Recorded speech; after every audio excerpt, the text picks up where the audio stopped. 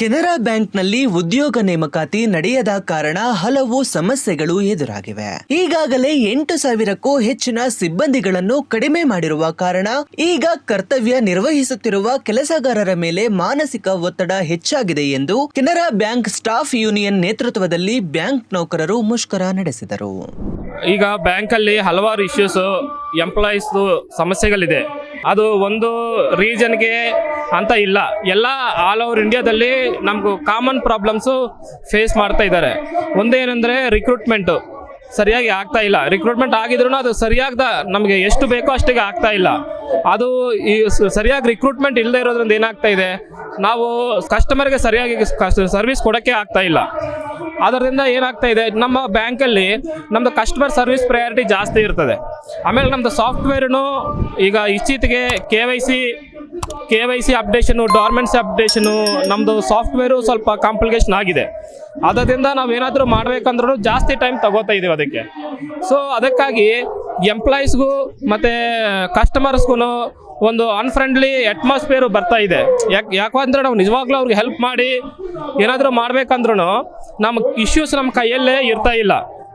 ಅದಲ್ಲದೆ ಈಗ employee specific feedback ಅಂತ ಒಂದು ತಂದಿದ್ದಾರೆ. ಈಗ ನಾವು ಅದು ಬಂದಿದ್ದರಿಂದ ಡೇ ಒಂದಿಂದ ನಾವು ವಿರೋಧ ಮಾಡ್ತಾ ಇದ್ವಿ.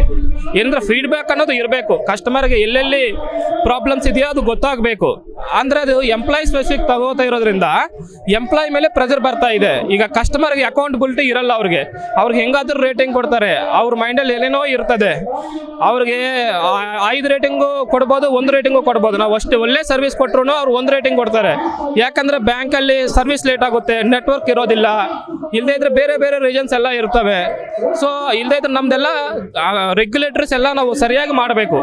ಈಗ ನಾವು RBI ರೆಗ್ಯುಲೇಟರಿ ಫಾಲೋ ಮಾಡಬೇಕು, ಆಮೇಲೆ ಬ್ಯಾಂಕ್ ಗೈಡ್ಲೈನ್ಸ್ ಫಾಲೋ ಮಾಡಬೇಕು. ಕೆಲವು ಸತಿ ಎಂಪ್ಲಾಯೀಸ್ ಎಲ್ಲ ಕಸ್ಟಮರ್ಸ್ ಎಲ್ಲ ಏನು ಕೇಳ್ತಾರೆ ಅದೆಲ್ಲ ಮೀರಿ ನಮ್ಗೆ ಸರ್ವಿಸ್ ಕೊಡಿ ಅಂತ ಕೇಳ್ತಾರೆ.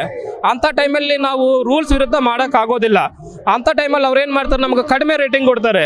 ಅವತ್ತು ಮ್ಯಾನೇಜ್ಮೆಂಟ್ ಏನು ಕೇಳ್ತದೆ, ನಿಮ್ಗೆ ಕಡಿಮೆ ರೇಟಿಂಗ್ ಬಂದಿದೆ, ನೀವು ಸರಿಯಾಗಿ ವರ್ಕ್ ಮಾಡ್ತಾ ಇಲ್ಲ ಅಂತ ಹೇಳ್ತಾರೆ. ಸೊ ಅದು ಕೆಲವು ಎಂಪ್ಲಾಯೀಸ್ ಮೇಲೆ ಪ್ರೆಷರ್ ಬೀಳ್ತಾ ಇದೆ. ಈ ರೀತಿ ಆಗೋ ಅವಕಾಶಗಳಿದೆ. ಮತ್ತು ನಮಗೆ ಸೆಟಲ್ಮೆಂಟ್ ಪ್ರಕಾರ ನಮಗೆ ಟಾರ್ಗೆಟ್ಸ್ ಕೊಡಬಾರ್ದು ವರ್ಕ್ಮ್ಯಾನ್ಗೆ. ಈಗ ಫೀಡ್ಬ್ಯಾಕ್ ತಗೊಂಡಿರೋದು ಏನಕ್ಕೆ, ಎಲ್ಲೆಲ್ಲಿ ಪ್ರಾಬ್ಲಮ್ಸ್ ಇದೆಯೋ ಕಸ್ಟಮರ್ಗೆ ತಿಳ್ಕೋಬೇಕು ಅಂತ. ಈಗ ಒಂದು ಎಂಪ್ಲಾಯ್ 50 ತಗೋಬೇಕು, 100 ತಗೋಬೇಕು ಅಂತ ಟಾರ್ಗೆಟ್ ಕೊಟ್ಟರೆ ಅದು ಕೊಟ್ಟಿರೋ ಉದ್ದೇಶನೇ ಬೇರೆ ಆಗಿಬಿಡ್ತದೆ. ಇದೆಲ್ಲ ಕಾರಣಗಳು ಇರೋದ್ರಿಂದ ಒಂದು ಸೈಂಟಿಫಿಕ್ ಆಗಿ ಮಾಡಿ. ಹಾಗೆ ಟ್ರಾನ್ಸ್ಫರ್ ಪಾಲಿಸಿನೂ ಅಷ್ಟೇ. ಈಗ ಟ್ರಾನ್ಸ್ಫರ್ ಪಾಲಿಸಿ ಇರಬೇಕು ಅಂತ ನಮಗಿದೆ. ಕೆನರಾ ಬ್ಯಾಂಕಲ್ಲಿ 1980 ಒಂದು ಪಾಲಿಸಿ ಇದೆ. ಇವತ್ತು ಹೊಸದಾಗಿ ಒಂದು ಪಾಲಿಸಿ ತಂದಿದ್ದಾರೆ. ಸೇಮ್ ಅದೇ ಪಾಲಿಸಿ 1980ಯಲ್ಲಿ ಯಾವ ಗೈಡ್ಲೈನ್ಸ್ ಇದೆಯೋ ಸೇಮ್ ಆಲ್ಮೋಸ್ಟ್ ಅದೇ ಗೈಡ್ಲೈನ್ಸ್ ಇದೆ. ಮತ್ತು ಇತ್ತೀಚೆಗೆ DFS ಇಂದ ಒಂದು ಗೈಡ್ಲೈನ್ಸ್ ಕೊಟ್ಟಿದ್ದಾರೆ, ಈ ರೀತಿಯಲ್ಲಿ ನೀವು ಟ್ರಾನ್ಸ್ಫರ್ಸ್ ಮಾಡಬೇಕು ಅಂತ. ನಮ್ಮಲ್ಲಿ ಡಿಫ್ರೆಂಟ್ ಅಡ್ಮಿನ್ ಯೂನಿಟ್ಗಳು ಇರ್ತವೆ, ರೀಜನಲ್ ಆಫೀಸಸ್ಸು, ಸರ್ಕಲ್ ಆಫೀಸಸ್ಸು ಅಂತ. ಅಂದರೆ ವಿತಿನ್ ಸೇವದಲ್ಲಿ ಎಷ್ಟು ವರ್ಷ ಮಾಡಿದ ಮೇಲೆ ಅವರು ಹೋಮ್ ಪ್ಲೇಸ್ಗೆ ಹೋಗಬೇಕು, ಅದರಲ್ಲಿ ಕ್ಲಿಯರ್ ಇಲ್ಲ. ಮತ್ತು ಸ್ಪೌಸ್ ಕೇಸಸ್ಗೆ ಕ್ಲಿಯರೆನ್ಸ್ ಇಲ್ಲ, ಫಿಸಿಕಲಿ ಚಾಲೆಂಜರ್ಗೆ ಕ್ಲಿಯರೆನ್ಸ್ ಇಲ್ಲ, ಎಷ್ಟೋ ಗೈಡ್ಲೈನ್ಸ್ ಅವರು ಸರಿಯಾಗಿಲ್ಲ. ಈ ಥರ ಅದೆಲ್ಲ ಇದೆ. ಮತ್ತು ದಿನಕೂಲಿ ನೌಕರರು ಕೆಲಸ ಮಾಡ್ತಾ ಇದ್ದಾರೆ, ಅವ್ರಿಗೆ ಪರ್ಮನೆಂಟ್ ಮಾಡಬೇಕು ಅಂತ ನಾವು ಕೇಳ್ತಾ ಇದ್ದೀವಿ. ಅದಕ್ಕೆ ಹಲವಾರು ಪ್ರಾಬ್ಲಮ್ಸ್ ಎಲ್ಲ ಇದೆ. ಆದರೆ ಅವ್ರಿಗೆ ಪೇಮೆಂಟ್ ಮಾಡೋ ವಿಚಾರದಲ್ಲಿ ಅವ್ರಿಗೆ ಆ್ಯಸ್ ಪರ್ ನಮ್ಮ ಸರ್ಕ್ಯುಲರ್ ಪ್ರಕಾರ ಕೊಡಬೇಕು. ಎಷ್ಟೋ ಜನಕ್ಕೆ ಅಷ್ಟು ಕೊಡ್ತಾ ಇಲ್ಲ, ಕಡಿಮೆ ಕೊಡ್ತಾ ಇದ್ದಾರೆ. ಅದು ಮಿನಿಮಮ್ ವೇಜಸ್ಗೆ ವಿರುದ್ಧ ಆಗುತ್ತೆ ಅಂತ ನಾವು ಫೈಟ್ ಮಾಡ್ತಾ ಇದ್ದೀವಿ. ಆಮೇಲೆ ನಮಗೆ ದಫ್ತರಿ ಅಂತ ಒಂದು ಪೇಮೆಂಟ್ ಇರ್ತದೆ, ಅದ್ರ ಪೇಮೆಂಟು ಸರಿಯಾಗಿ ಮಾಡ್ತಾ ಇಲ್ಲ. ಈ ಥರ ರಿಕ್ರೂಟ್ಮೆಂಟ್ ಕಡಿಮೆ ಇರೋದ್ರಿಂದ ಎಂಪ್ಲಾಯೀಸ್ ರಜಾ ತೊಗೊಂಡು ಹೋಗೋಕ್ಕೂ ಆಗ್ತಾ ಇಲ್ಲ. ಸೊ ಅವರು ನ್ಯಾಯವಾಗಿ ಅವ್ರಿಗೆ ಫ್ಯಾಮಿಲಿ ಫಂಕ್ಷನ್ಸ್ ಇರ್ತವೆ, ಇಲ್ಲದೇ ಇದ್ದರೆ ಅವರು ಮೆಡಿಕಲ್ ಎಮರ್ಜೆನ್ಸೀಸ್ ಇರ್ತವೆ. ಅಂಥ ಪ್ಲೇಸಲ್ಲಿ ಅವ್ರಿಗೊಂದು 4-5 ದಿವಸ ರಜಾ ಬೇಕಂದ್ರೆ 1 ಡೇ ಕೊಡ್ತೀನಿ, 2 ಡೇಸ್ ಕೊಡ್ತೀನಿ ಅಂತ ಹೇಳ್ತಾ ಇದ್ದಾರೆ.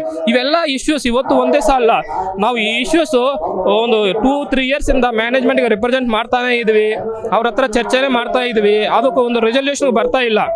ಸೊ ನಾವು ಈ ಕಾರ್ಯಕ್ರಮ ಮಾಡೋಕ್ಕೆ ಮೊದಲೇ ನಾವು ಮ್ಯಾನೇಜ್ಮೆಂಟ್ಗೆ ಭೇಟಿ ಆಗಿದ್ವಿ, ನಮ್ಮ ಲೆಟರ್ಗಳು ಕಳಿಸಿದ್ವಿ. ಈ ಥರ ನೀವು ಇಂಟರ್ವ್ಯೂನ ಆಗಿದ್ರೆ ನಾವು ಮಾಡಲ್ಲ ಅಂತ ಹೇಳಿದ್ವಿ. ಅವ್ರದಿಂದ ಏನೂ ರೆಸ್ಪಾನ್ಸ್ ಬಂದಿಲ್ಲ.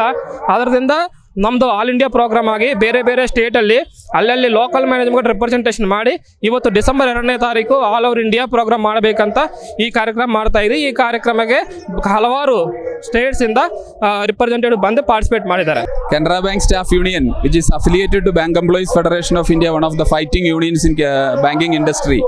Today we are conducting a dharna at Bangalore, where the head office of Canara Bank is situated. As you know, Canara Bank is one of the top performing nationalized bank in country.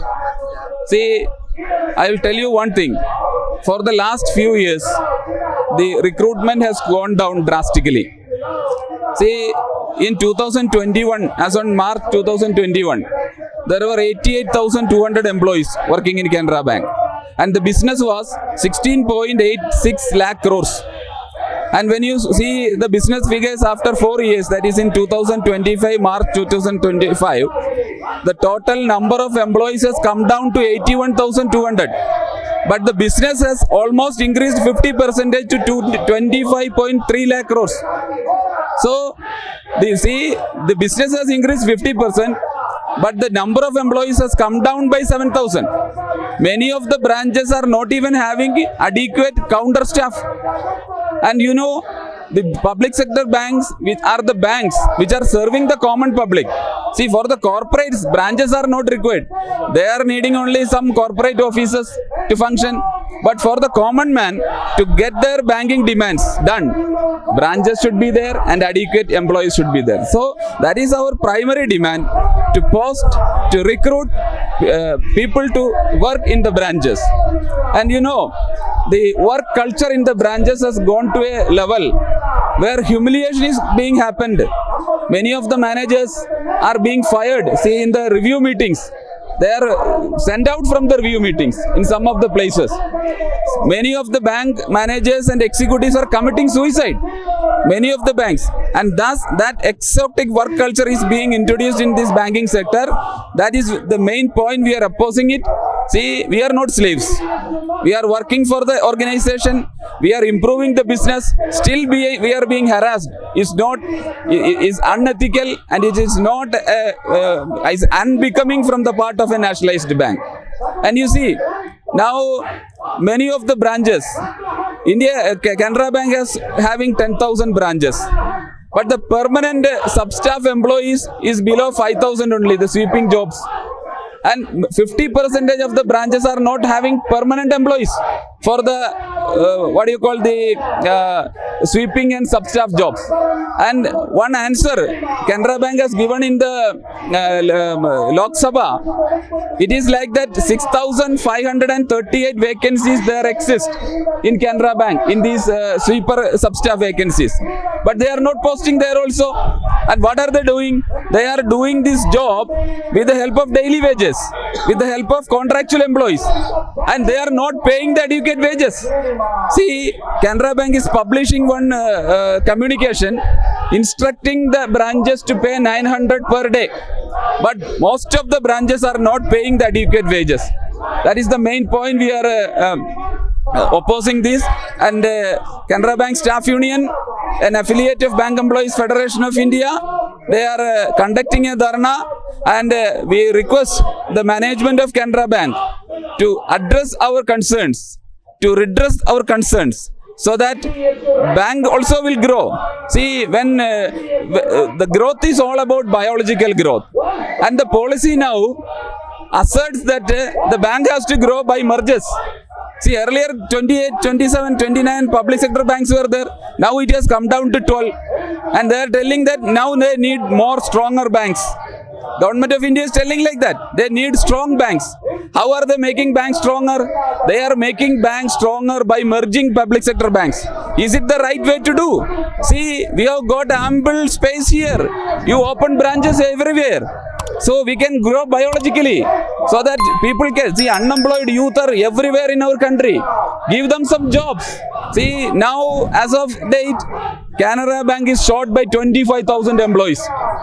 If you look at the rate with which and per employee business was done in 2021, it was only 19 lakh crore. If you take 25 crore per employee, the number of employees shortage at the time of my speaking is 25,000. So that is the demand we are raising, and we request once again our management to address our demands so that bank can grow biologically.